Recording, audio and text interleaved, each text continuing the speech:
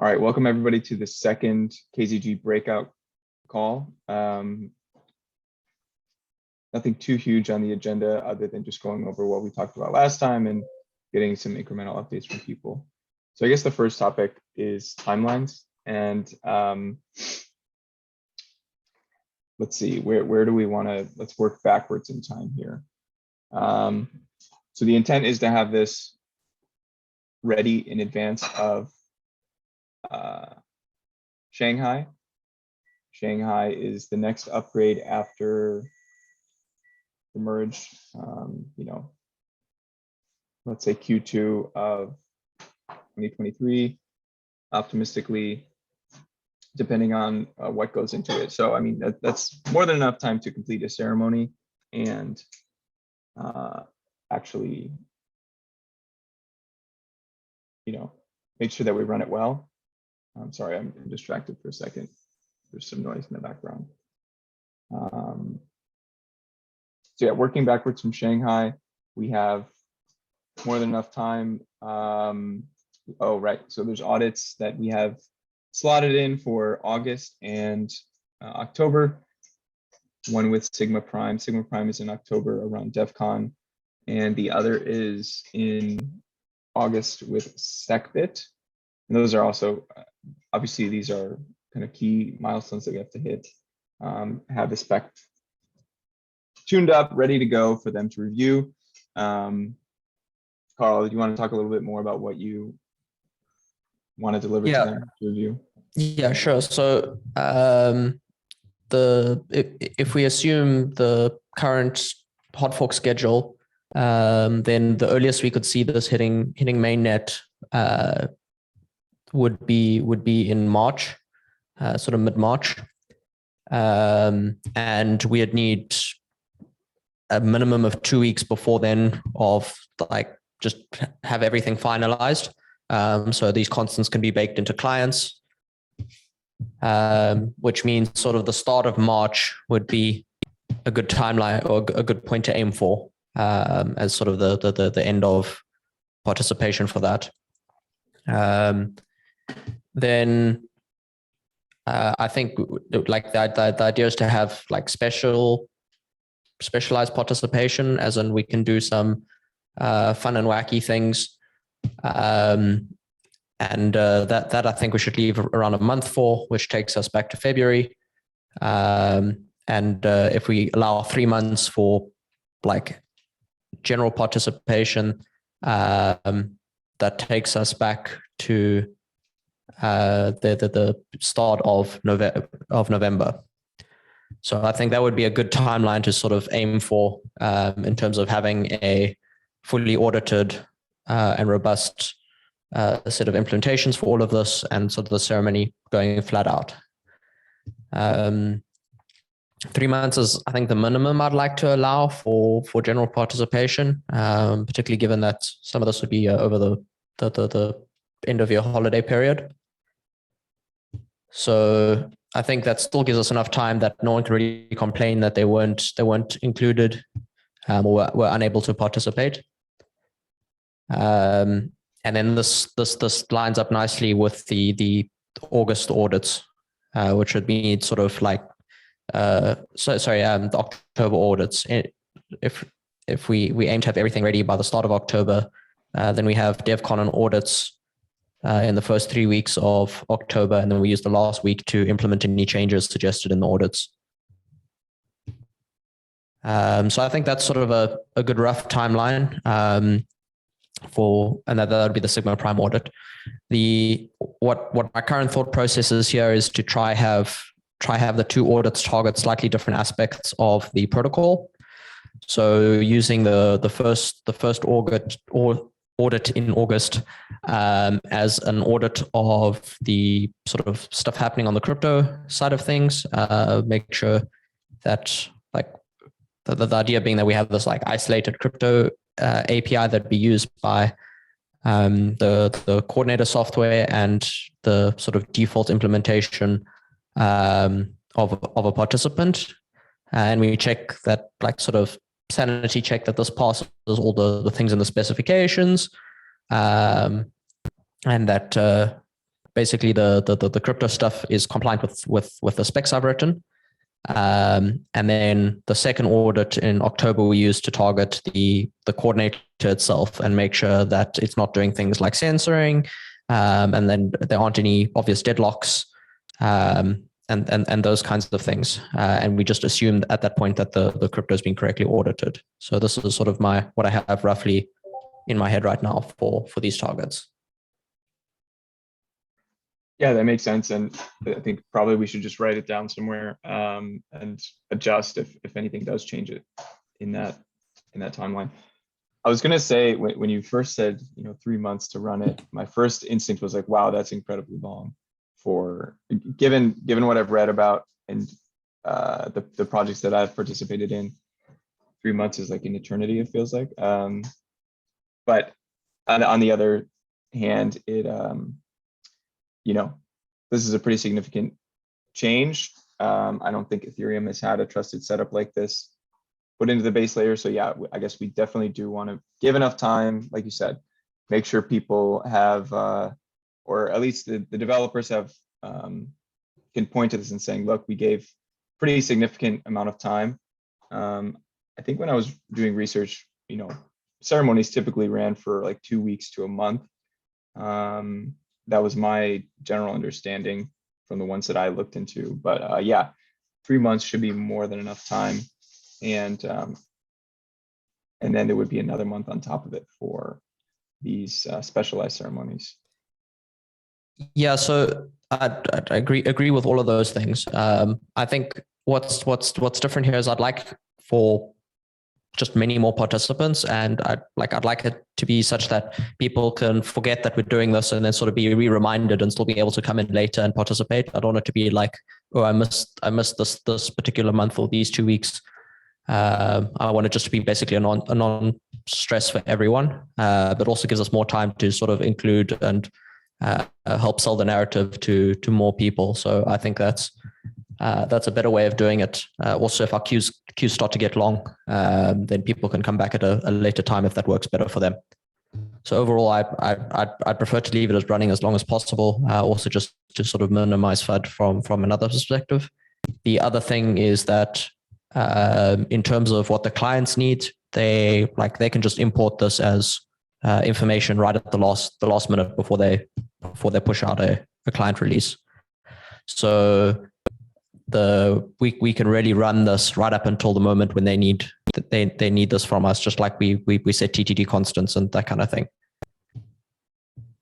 So for us to run this as long as possible is fine. And in fact, I would say we should even start running it before we finished all the audits, particularly of the sort of the coordinator audits. We can start running things before that on a smaller scale, not to get anyone to get involved, but like a bit of stress testing it and that kind of thing internally, and start getting our participation going possibly a month before we open it to the public. Yeah, definitely. I think that's something very suggested as well. Yeah. Does anybody else have any comments or thoughts they wanted to add to this general timeline?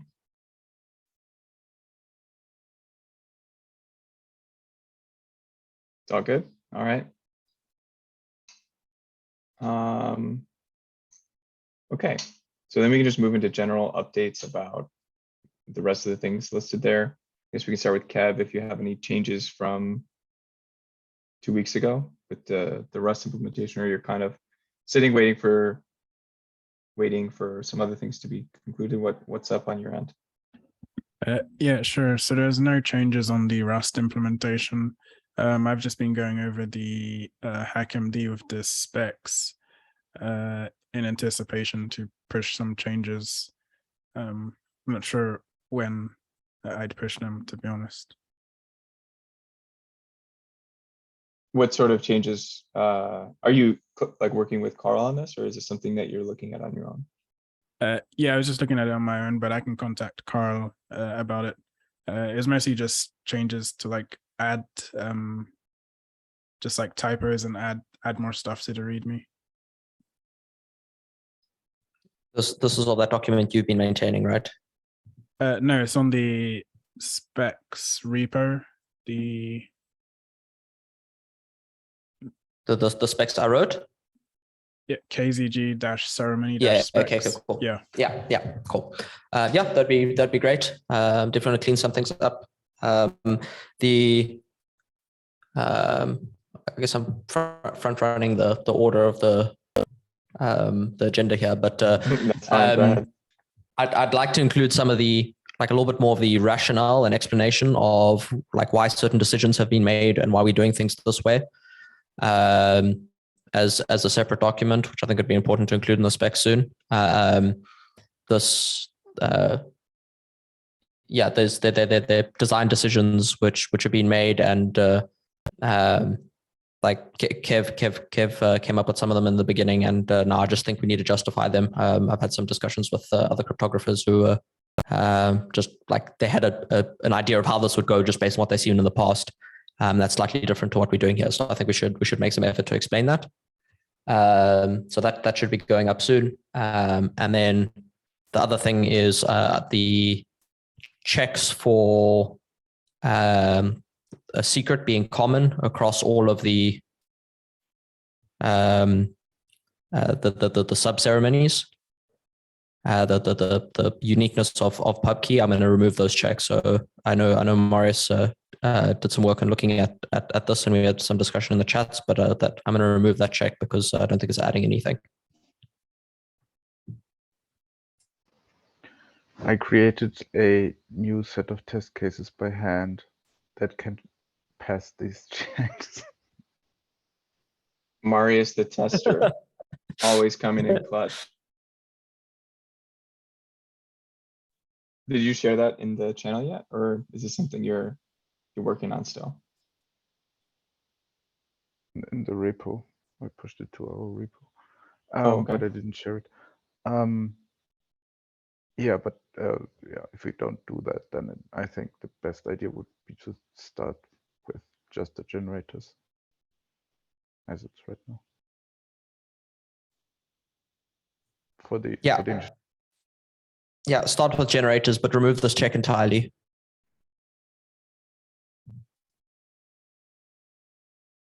The check only complicates things on the coordinator side, and it doesn't change our trust assumptions, right? It's still single honest participant. So we're not adding anything, and it doesn't help detect faults either, because you can subvert this check if you are trying to be malicious.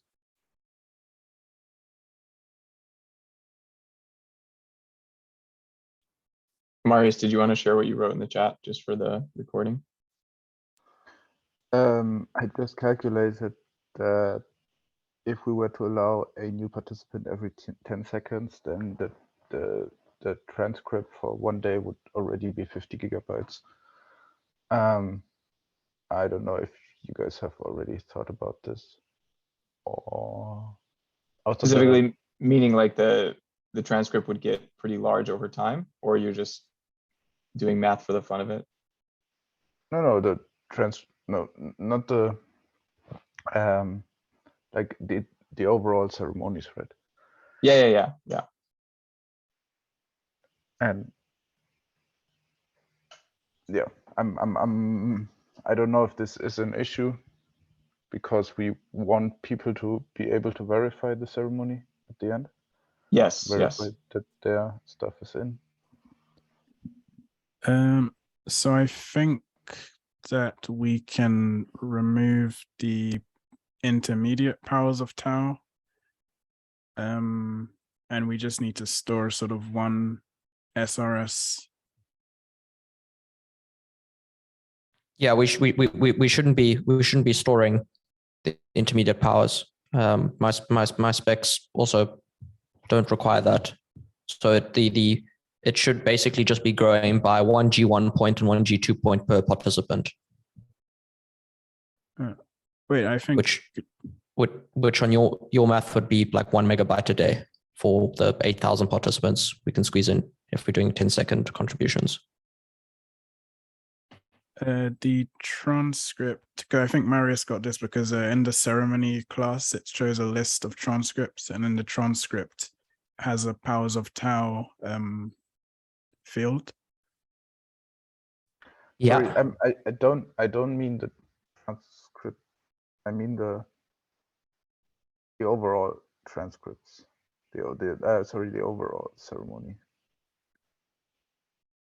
Right. So all the submissions for Yeah, every single yeah. one. We'll just collect. We'll just collect them on a big server somewhere and make them public and everything. But yeah, just allow enough terabytes to store all that. But wait, with We the don't new, need to store it. yeah, with the sort of the newer sort of papers that have come out, you don't need the older intermediate transcripts. You sort of just need like the witness. But Carl, I think when I look at the specs, it seems that it does sort of imply that we need the old powers, because it says ceremony, which is a list of transcripts, and the transcripts holds like a list of G1 and G2 powers in the powers of Tau. That's not the transcripts that I mean. I mean the overall list of ceremonies. I mean, there should only ever be 4 items in there, right? One for each of the 4 sub Yeah. sub things. That's the like the different sub ceremonies. So the sub ceremonies are called Yeah. transcripts in the spec. What I mean is Yeah. the overall transcript of the whole ceremony, which has a lot of these sub ceremony, of these ceremony structs that we have, and so that shouldn't be the case. Right. Well, yeah, but you need to for like in this verify submission function, you need to do the witness the witness continuity check. That doesn't really. That only verifies against the previous witnesses, which are all Yes. contained within the latest ceremony. Yeah, and we don't need to do that after the fact, right? If we want to verify this that the ceremony was done correctly, we don't need to do that.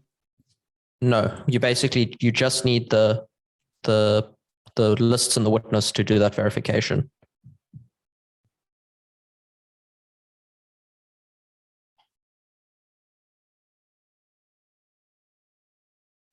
So there should, okay, I must clarify things in the spec then. There should only ever be like 4 transcripts within the ceremony. And each of those transcripts should only grow by 1 G1 point and 1 G2 point, which are both in the witness for every participant, and that's it. Yes, but the way I understood it was that you need all the different ceremonies to verify that everything was correct. All the different ceremonies. So I think the way it's written, there's one ceremony, and it just has 4 different transcripts. Yeah, but you have to, like, if I update the ceremony, then that's a different ceremony. And I send this different ceremony to the server and they store. The server only stores the latest version. Okay. And you only need the latest version to verify that everything that was correct. Yes. That was my question. Yeah. So the checks basically work. There's some checks which check that the witness is consistent and correct, which basically means that the latest person who contributed didn't cheat and it's built on top of all the previous participants. And then there's a separate set of checks which basically check that the powers are actually consecutive powers of tau. And if we check both of those things, then it doesn't really matter what happened in the past because the witness checks sort of verify that all the previous participants are correct, and we know that the structure is correct now for that we got back from the latest participant as well. So everything should only be growing by like 1 point in each of the lists of the witness in each of the transcripts. Yeah, that's also what we saw in our implementation. Okay, so overall, the growth per participant is 576 bytes.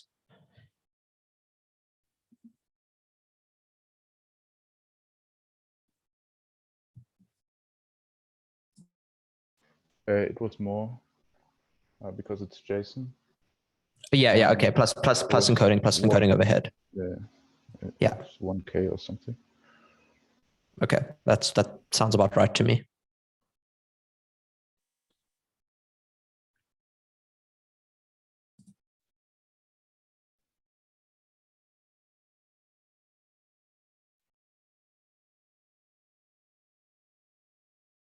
Yeah, one thing we'll definitely want to do is make sure that as part of the website or the interface, that there's also a clear path for people to explore verifying the transcript, and maybe like a couple different levels of explanation for what it is and how people can actually verify it themselves.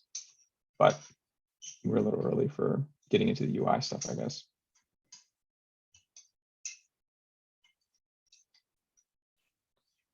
Geoff, do you have any, I guess while we're on the topic, do you have any past experience with people verifying transcripts in the ceremonies you've run?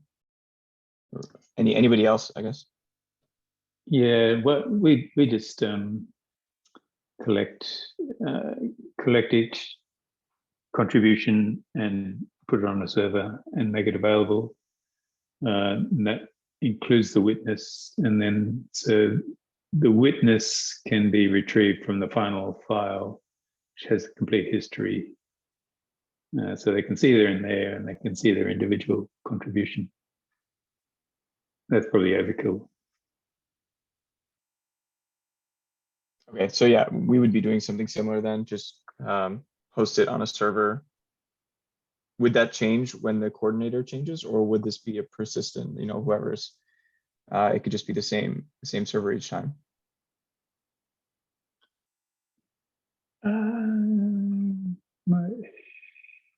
It can be the same server, I guess.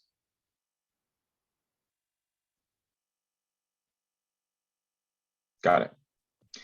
Carl, another thing which came to mind about the ceremony is I think we should probably have some, like you said, we'll be doing testing iteratively as, before a big public launch.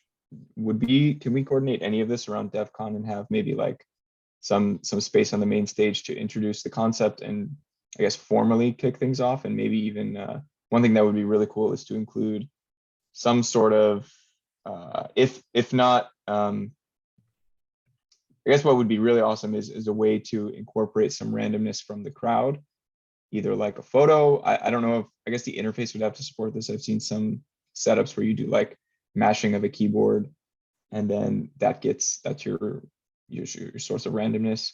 Is there any way we could do something a little bit special where we take a photo of the crowd and pull some randomness out of that, or I don't know, some other media input, and if that's not within the realm of possibility, can we do at least some sort of contribution live just to get people aware of it? Yeah, totally. This should definitely be a part of the plan. The getting up on stage, taking photos, or recording stuff.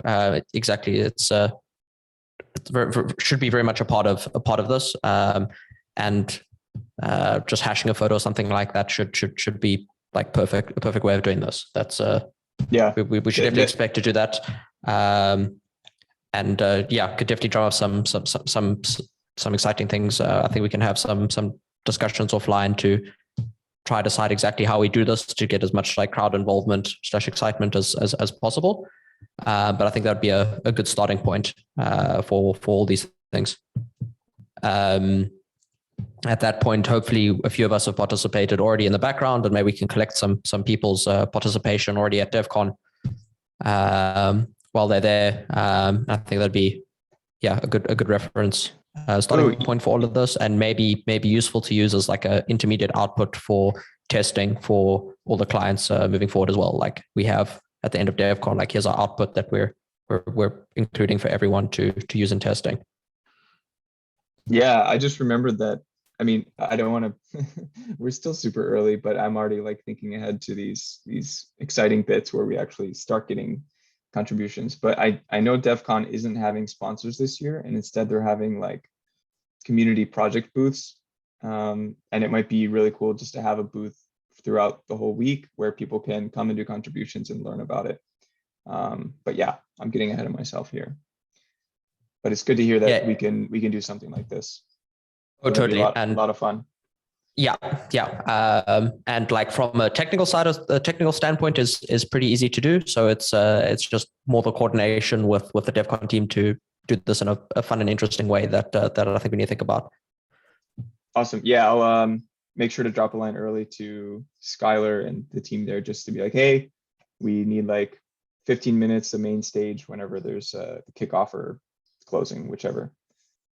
Might be nice. That sounds good. All right, we've kind of jumped around the agenda a little bit, but does anybody else have any updates? I've already talked. I guess one thing that's sort of near in time would be any updates on the Circum side of things. I think Carl, you mentioned that someone had started talking to Jordy and they were able to contribute to this. Or maybe that's Kev. I don't know. Yeah, a little bit of discussion there.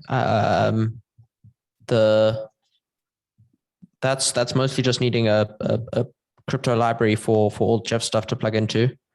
We had some discussions earlier about exactly what that looks like. Right now, the Snark.js stuff is just too slow. Well, I mean, it's fine. We can make it work, but it's slower than expected, as in it takes multiple minutes for participation.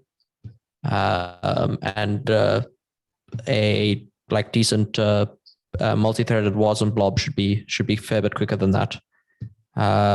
So we need to explore our options on that front in terms of speeding things up with Harumi WASM or Blast or something like that to get the participation numbers down. I think, Geoff, did you have numbers for the single-threaded Rust version? Yeah. So I've forked Kev's code and put in the WASM build code and got it building to WASM, but only with a single-threaded model. I haven't got multi-threaded. It's compiling, but it's not working in the browser. But I'm sure that can be got going. And even with single-threaded, it's like 1 minute or something. So that's still faster than Snark.js. So yeah, should get down to 10 seconds, something like that. Which WASM implementation is this that you're using? This is Kev's Rust code with the ArcWorks libraries, and WASM pack is doing that. Yeah. Okay. Thanks.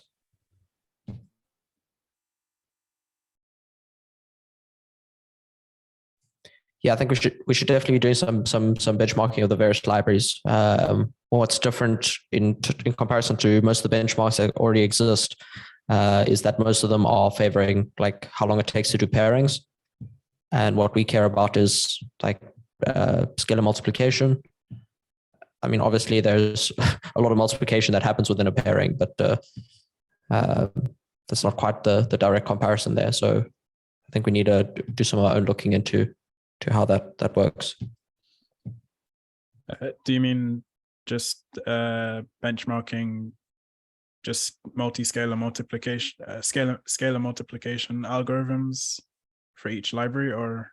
Yeah, pretty much. Just like how long does it take to do the multiplication for your secret? Right. Okay. Yeah, that makes sense. Why not benchmark the full contribution? Yeah, we can do that too. That's also okay. It just also, yeah, that's fine. I guess that the other thing we care about in these implementations is how quick they can do the subgroup checks. Right. And there could be large variance here based on what the implementation looks like on the back end, whether it's the naive or more complicated ones. And I don't know what the existing libraries use. Yeah, I think I did some benchmarks in the beginning. So for multi-threaded, I think it was around 10 to 12 seconds. I didn't do a naive scalar multiplication. I sort of did a bit of pre-computation. I think it was on the fly, or I might have recoded the scalar. I can double check. But yeah, doing it with like Windows non-adjacent form gave it quite a bit of a speed up.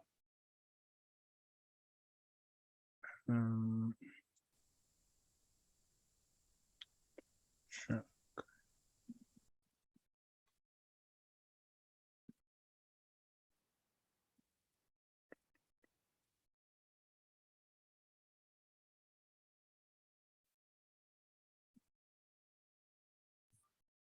And Maurice, does your contribution do subgroup checks? Yes. So I Okay. just ran the contribution against our ceremony, which is still running.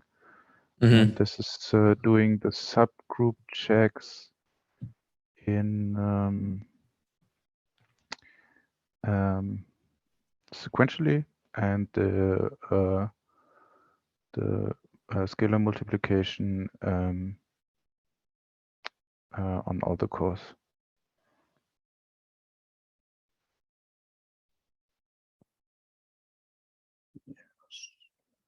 Okay.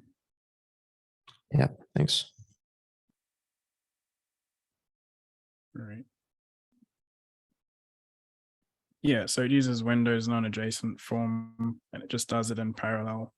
I think Snarky.js didn't do a subgroup check for all of the points. Last time I asked Jordy, he said he only does it for one point, maybe the first or the last. Do they then do pairing checks for the rest of it? How do you verify the rest of the points are not part of some low order subgroup? Right, so they just do the pairings check to verify that so the powers are in consecutive order, and then they they sort of say that if one of them is inside of the group, then they the all multiplication of it. Yeah. Okay. I mean, that should. I mean, currently as written, I'm not performing those checks, and I imagine it's a little faster not to perform. That's what I was about to ask. Which pairing checks? Right now, our participant doesn't do any pairing checks. Yeah, exactly. Oh, I see. Yeah, that's why it's 4 seconds. But the pairings checks for the consecutive sort of powers, you just need to do like a multi-scalar multiplication with a random element. So it's just like one pairing. Yeah. Well, one pairing plus one multiplication and one addition per power. So 2 multi-scalar multiplications. Yeah. Okay. Yeah. Yeah. Yeah. I mean, that's also fine. I guess. Yeah. Must look at which is more expensive. I think the multi-scalar multiplication would be cheaper. Okay. How long would it take? Because just doing like a bunch of pairings is going to be a lot more expensive, I think. Yeah, no. Like sure, obviously that I'm saying relative to doing individual subgroup checks. Oh, I see. Yeah, I think the individual subgroup checks are going to be more expensive since you multiply by the group order or Yeah. the largest Mhm. prime order. Yeah. Yeah. Okay. You may be correct on that. In which case you must switch over. Yeah, we can benchmark it as well, just so we have actual numbers to rationalize everything. Yeah. And I'm not familiar enough with the optimized subgroup checks to comment on what that looks like under the hood to know whether that is actually faster or not. Oh yeah, that's a good point. I forgot about the optimizer. I was thinking of doing it the naive version. Yeah, we should probably check if how fast the endomorphism is. Yeah. Okay. It sounds like you and I have some discussion work to do on those fronts to check all of that out. Yeah, sure. Great. Thanks.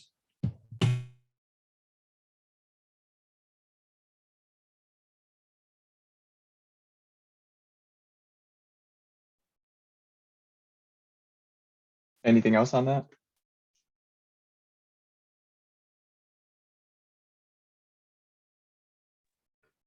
Not from my end. All right. Uh, Go ahead. Yeah, sorry, just Mara saying that they only check the elements on the curve. Yeah, that's not sufficient. We need, yeah. That was the spec. I'm just saying. And that's a mistake in my spec. Sounds like we're getting our first audit right now. Oh hell yeah. Good job, Marius. You get a bug bounty. Do I not call the like bls.g1 is in G1 as like from my? Yes. Doesn't that only check that it's in G1? Yeah, but the group and the curve are different things here. Oh, sorry. I mean So the subgroup and the curve. no, we check that it's in the. So we check p dot to affine dot in G1.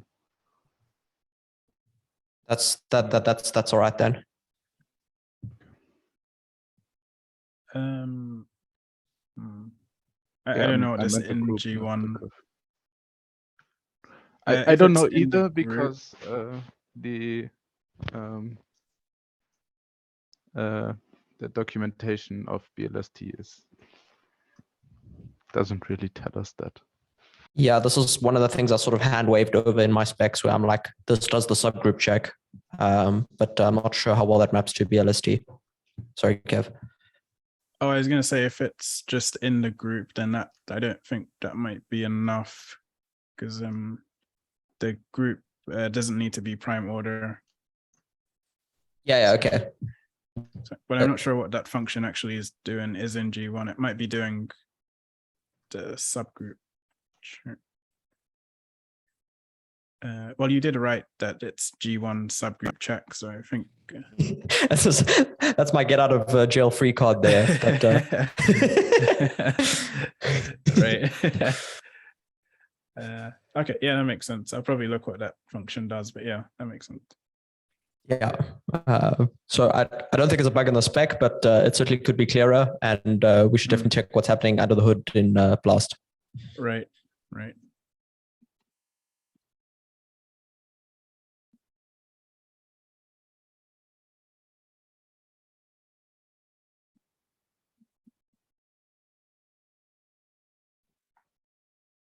All right, so we'll get that fixed in the spec.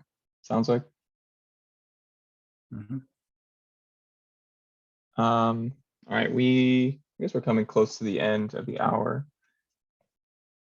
Things we haven't touched on yet are the non-spec stuff really. So I guess the queuing, identification, stuff that Geoff, you've been working on. Is there any update on that end, or I guess you also mentioned you were working on some other stuff over the past week. Anything you want to update with regard to that? Yes, yeah. So queuing, I think we've settled on a simpler queuing mechanism with in talking about it with Carl. Yeah, we've found some simplifications. It should be a very simple, just simple queue, none of these time slots or anything, because the contributions are going to be pretty quick, so we can get through participants pretty quickly. Can you give me a quick summary of like what the differences are? Oh, so the document as it stands has time slots being allocated, and then participant would request a time slot, and that they'd come back at that time and then would in advance of it and be ready for their contribution. So that's, yeah, so I don't think we need that complication. We can just have a simple queue, and the queue should clear pretty quickly because we're doing lots of contribution per hour. Yeah, and it's important to keep the API as simple as possible, because then it's going to be easier for implementers to implement it correctly. Gotcha. Sorry, I kind of jumped in the middle of something. You can just keep going with wherever you were headed. What else? So yeah, other than that, I was looking at that Rust thing, so that's all good. As far as anti-civil, the proposal is check a nonce on mainnet. Insist that the nonce is greater than 3. If they have an ENS name, we'll use that. Otherwise, we'll just use the raw Ethereum address. Talking with Carl before, we talked about the idea of having GitHub as a sign-in mechanism as well. So if anyone has any thoughts on that, I'd like to hear them. It means that someone could participate with their Ethereum address and then sign on with their GitHub and do another contributions, but and they end up doing, you know, a small number of contributions. I don't think that's a serious problem. As in, they could do 2 separate contributions for the same individual? Yeah. Oh, okay. Yeah, and we can't tell that it's the same person, but they can do that with an Ethereum accounts anyway. Right. If they've got more than one with sufficiently high nonce. Yeah, so we're not trying to have this perfect simple resistance system here. It's just that we can't be DOSed is the goal. So if like someone wants to put in the effort to figure out a way to participate 5 times, then that's okay. As long as like not everyone does that and you can't like spin up bots to do it, then that's all right.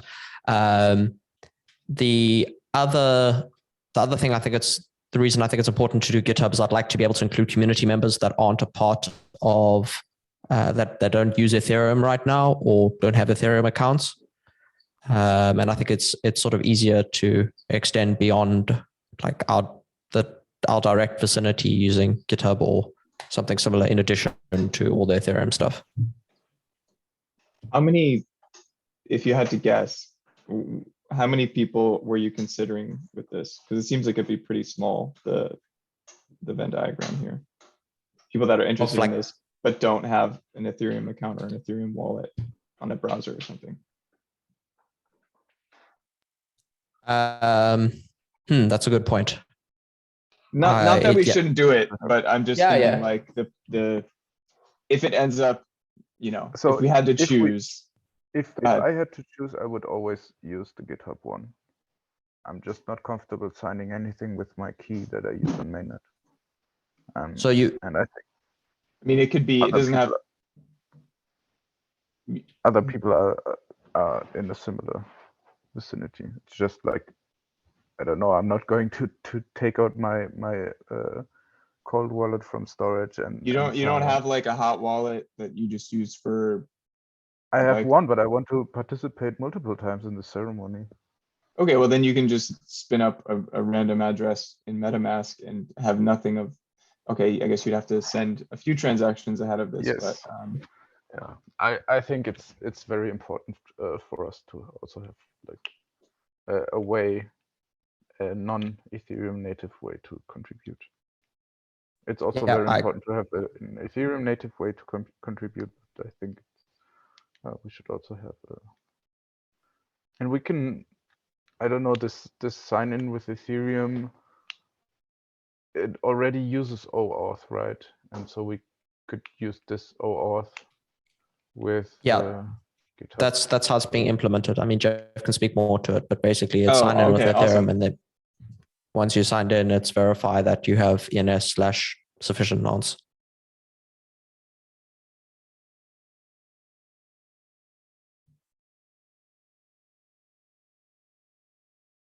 you have anything to add there, Geoff, or are we good?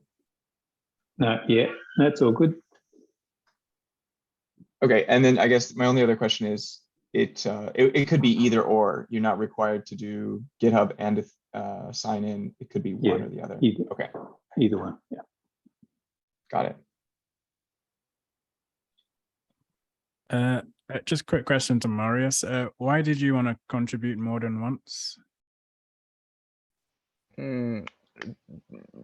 Just if like somehow my contribution gets revealed on one device, I want to be able to also contribute from another device, so that I'm sure that my contribution is not being revealed.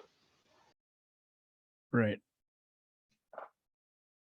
And I think like we should design it in a way that we can contribute basically as many times as we want to.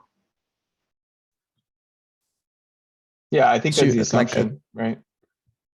Yeah, I mean, assuming that we're not running into bottlenecks with like length of queues and participation time, then absolutely.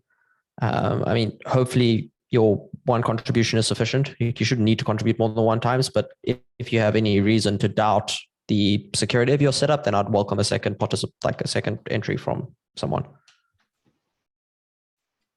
And if we take this 10-second slot time for contributions for the 3 months, we have 777,600 slots. So like so a quarter of a million slots. This is one of the things I'm really excited about, and that's that this might be one of the ceremonies where we have more participants than we have powers, which is truly wow. ridiculous. That'd be pretty incredible. Marius, what was that number again?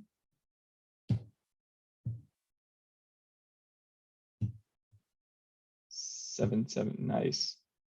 Wow. Yeah, so I think Marius was saying roughly 700K. I mean, I'm not expecting to get that many, but if we I'd definitely like to achieve our smallest set of powers is 4,096. I certainly like to achieve more than 4,096 participants. That's a good goal to aim for. Like I would love to write a bot that would take up all the remaining slots. So if someone did not contribute, then I want to contribute with my bot. Okay, my goal is now to block Marius's bot. Adversarial bot games. Cool. Yeah, that'll be pretty incredible.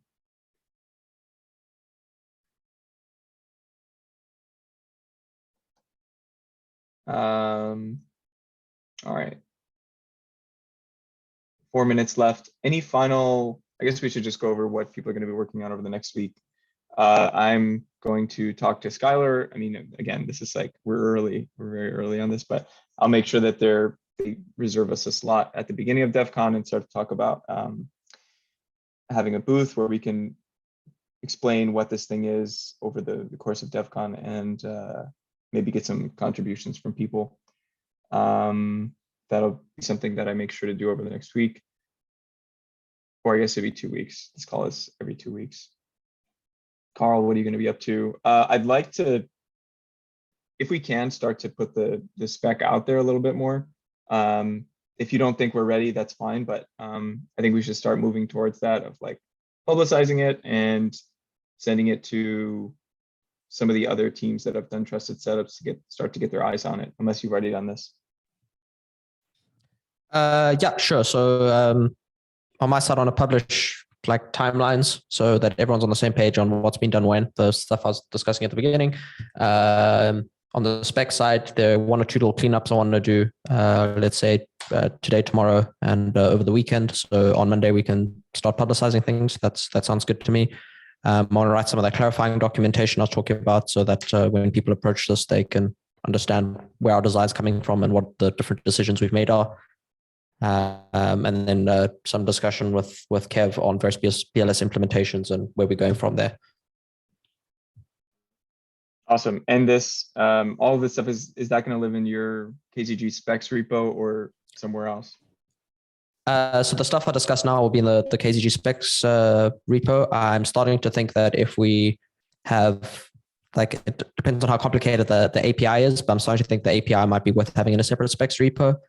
Geoff and I were having some discussions earlier today on exactly what that looks like and how we achieve that. I was really pushing for the most simplified possible API, but if we end up with long queues, that might not be so friendly, and it might make it worse. Like I was trying to get entirely a RESTful API, but that might make things worse. So Geoff once was proposing to go with AMQP, which I'm not familiar enough with to comment. So that's one of the things I'll look into over the next few days. Awesome. So we have a pretty clean REST API for our ceremony. So I don't know if not like that works and is what I'm pushing for. But the concern Geoff was raising with me, and I think it's valid, is what happens when someone shouts loudly on Twitter about all of this, and then you have like suddenly a few hundred people jumping in the queue. Then how do you handle that nicely when the queue starts extending beyond a short enough time? And my initial proposal is just to kick people if the queue gets longer than, say, 3 minutes. But maybe that's not the right way of doing this, particularly if you have hundreds of people all of a sudden. well, we can. Yeah, I'm not keen on booting people out. I'd rather just put them in a long queue, and if it's an hour, I think it'll only be an hour or two, the queue anyway, and they're happy to stay online for that length of time. And that is possible with our REST API, right? Okay, I must try to pull apart your API a bit then, because I'm definitely like keen on keeping it very simple, and basic REST would be great. Yeah, I have to check that out.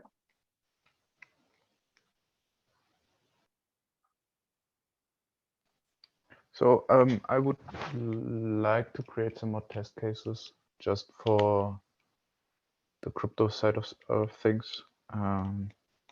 Cool thing about Go is you can you have like this code coverage built into the test cases, so we can easily figure out which code is tested and which code is not tested, at least in our code, not in the libraries. Yeah, so we can create some test cases where, like, I don't know, the subgroup checks fail, or I don't know, something weird is happening. I would like to create some of those for the.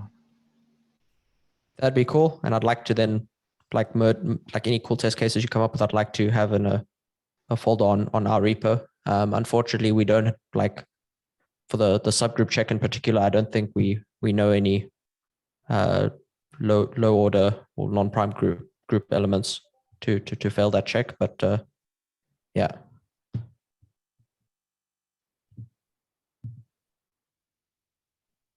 Geoff, what are you going to be up to over the next week or two? I was going to start writing down an API spec and play a bit more with that Rust implementation, see if I can get multi-threading to work.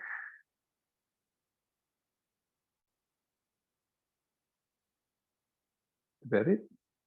Great. Kev, if you have anything, you can jump in. Yeah, I was just basically going to look over the specs. Yeah, I don't know if it's probably better to sort of fix up the specs first and then modify the code after. And just speak with Carl if there's anything we can discuss moving forward. Right. Okay, great. One thing which just came to mind is, at what point, Geoff, do you typically start looking at the interface, the website? Should I start reaching out to, I know the Ethereum.org team has done some stuff for, like they've spun up some websites for other like affiliated teams. Should we reach out to them and sort of get a slot in their workflow for setting up a site for us, or what's your experience there? Oh, yeah, I'm happy. I mean, we've just done really crappy, simple websites before, so having a nice one would be great. Yeah, if your guys have access to infrastructure and everything, that would work well. Otherwise, I'd have access to our PSE infrastructure guys. Okay, yeah, I think this is definitely something where we'd be able to ask for, you know, a couple people to work on this and help us create a nice looking site. Yeah, like get a designer involved. Yeah. Yeah, definitely. Yeah. Okay. Happy for you to go ahead with that if you want. For sure. Yeah, I can do that. Just wanted to make sure that you weren't already talking to people and that was the direction we wanted to go.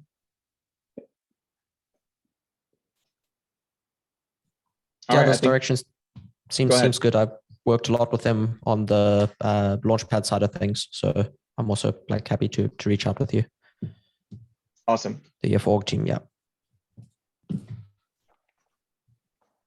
Great. I think that's it. Thank you everybody for keeping working on this quietly while it's still quiet. Eventually it'll be pretty big, and we'll look back fondly on these small calls with 5 people.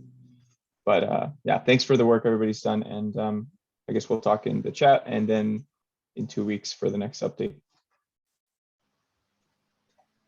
Thank you. See ya. All right. See you. Bye. Thanks all.